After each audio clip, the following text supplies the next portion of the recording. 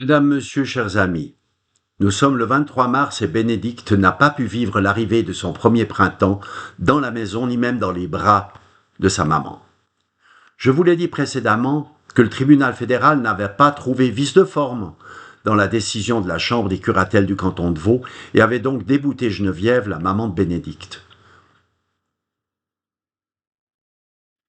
Mais dans le même temps, le tribunal fédéral s'est ému du peu de contact autorisé entre Geneviève et Bénédicte. Il a vivement recommandé une intensification des rencontres.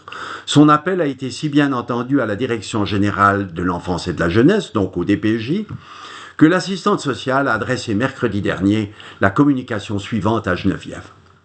Ne riez pas, s'il vous plaît, car la générosité du geste risque de vous suffoquer.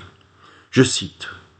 Je vous confirme l'ajout d'une visite supplémentaire hebdomadaire prévue entre vous et votre fille, sans autre membre de la famille, le jeudi de 9h à 10h. Une heure de plus en réponse à une injonction du tribunal fédéral. Seule question que je puisse encore me poser devant l'idiotie d'une telle proposition, pourquoi l'assistante ne s'est-elle pas limitée à une demi-heure supplémentaire de visite comme elle adorait le faire auparavant ?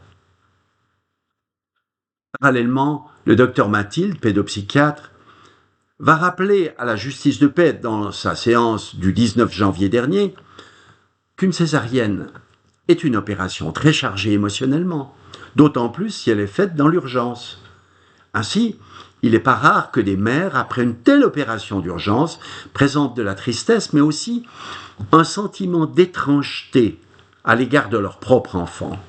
Un tiers de ces mères vont même présenter un état de stress post-traumatique bien connu pour avoir un lourd impact sur le processus d'attachement.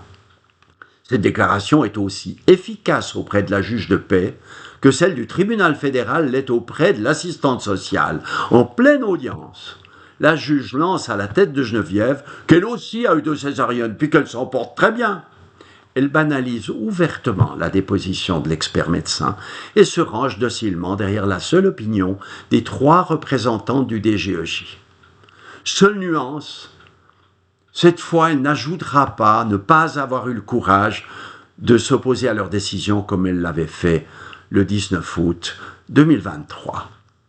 Vous avez été nombreux à m'écrire, à me téléphoner, à me faire part de votre incrédulité devant un tel gâchis, mais aussi devant l'inhumanité d'un système qui désormais ne fonctionne plus que pour lui, les mots de la justice étant définitivement déconnectés de la réalité humaine, de ceux qui ne sont plus des justiciables, mais des victimes de ce système. Vous avez été nombreux à vous interroger sur les possibilités éventuelles d'agir. Vous, mes collègues politiques, vous hésitez à entrer sur le terrain de la séparation des pouvoirs. Vous, mes amis de cœur, vous craignez qu'en donnant les noms des protagonistes, je n'en vienne moi-même à me retrouver devant une cour. Et les juristes les plus expérimentés sont certains que si la maman décidait de garder son enfant au-delà des heures autorisées, une escouade de gabelous serait mandatée par la DGEJ pour mettre fin à ce rapt d'enfants et le punir selon le code. À ce point du récit, il faut donc faire quelques constatations. Tout d'abord, la justice de paix. Elle n'a plus rien, ni de la justice, ni de la vocation de paix que semble impliquer sa dénomination. Au service du DGEJ, imprégnée de préjugés personnels et d'une subjectivité inquiétante, la juge de paix de cette affaire aurait dû avoir le courage depuis longtemps d'admettre son incapacité et de transférer le cas à quelqu'un d'humain et d'expérimenté. La Chambre des curatelles ensuite, je l'ai déjà dit, le texte qu'elle produit pour rejeter le recours de Geneviève contient tous les éléments médicaux, psychiatriques, ethnologiques pour accepter le recours. Les avis d'experts y sont largement cités. Le risque pour l'enfant de développer des troubles du comportement, du développement et même des troubles neurologiques est mis en évidence. Pour être franc, je n'arrive pas à comprendre comment le simple avis d'un service sans compétence particulière a pu l'emporter sur l'évidence médicale et scientifique. Sans en faire l'objet du débat, il faut tout de même relever que d'oser dans ce même texte de la Chambre des curatelles, d'oser proposer que la sœur de Geneviève et son enfant puissent être utilement investigués par ce même DGEJ, fait froid dans le dos. Avec un tel type de justice, il est désormais dangereux d'accepter d'être témoin dans quelque affaire que ce soit. Quant au tribunal fédéral, il est rare qu'il s'oppose à une décision de justice cantonale, pour autant que celle-ci soit fondée juridiquement. Du moins, et c'est la première fois dans toute cette affaire, trouve-t-on dans son arrêt une compréhension de la triste situation de Geneviève et de Bénédicte, avec une injonction claire à réunir plus étroitement et plus longuement la maman et la fille. Alors permettez-moi une remarque qui va peut-être heurter les féministes de combat. Toutes les décisions antérieures, dont bien sûr celles arbitraires et non juridiques de la DGEJ, toutes ces décisions ont été prises uniquement par des femmes à l'encontre d'une femme. L'arrêt du tribunal fédéral, lui, avec sa reconnaissance de l'importance de la relation mère-enfant, est émis par un groupe de juges comprenant 2 hommes.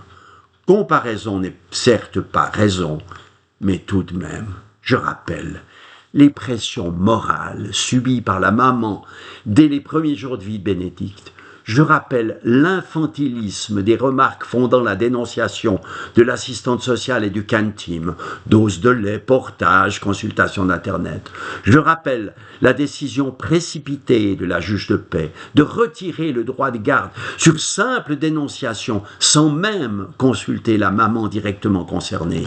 Je rappelle les refus répétés de cette même juge de paix de reconsidérer le droit de garde, bien que la maman soit guérie à sa sortie du CHUV 4 jours plus tard.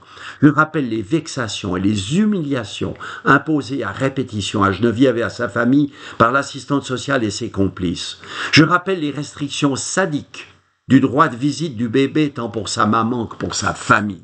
Eh bien, il y a de quoi écrire un nouveau J'accuse en première page de l'Aurore ou de 24 heures, pour dénoncer la collusion entre justice et ce service de l'État, pour dénoncer la toute-puissance de ces petites chefs avec 2 FES et le mépris affiché et appliqué aux citoyennes et aux citoyens.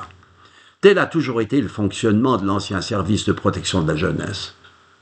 Suite au scandale, on lui a trouvé un nouveau nom, DGEJ.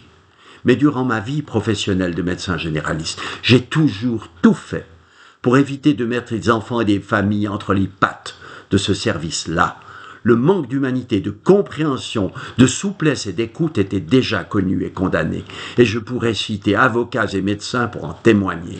Reste peut-être à déposer plainte auprès d'Amnesty International contre un DGEJ pour maltraitance systémique et systématique.